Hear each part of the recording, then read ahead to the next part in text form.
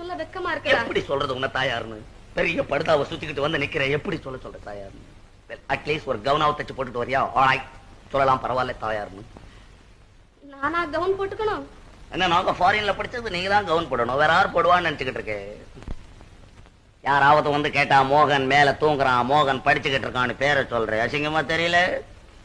பின்ன வேற எப்படிதான்டா சொல்றது? துரை தூங்குறார், துரை படிச்சுக்கிட்டு இருக்கார் அப்படின்னு சொல்லு. இனிமே அப்படியே சொல்றேன். அதற்கிட்ட காலம்புற எங்க வந்த?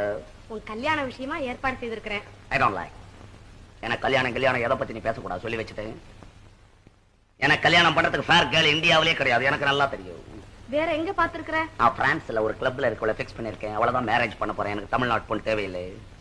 ஏண்டா தம்பி இப்படி எல்லாம் பேசலாமா? உங்க மாமா வேதரத்னம் இருக்கிறாரு, அவர் பொண்ணு சந்திரான்னு ஒரு பொண்ணு இருக்கிறா, அழகா இருக்கிறா, மூக்கு முழியமா இருக்கிறா, அவளை நான் கல்யாணம் பண்ணிக்கணும். அதுக்காக இங்க வந்து எனக்கு தொல்லை கொடுக்குறேன்.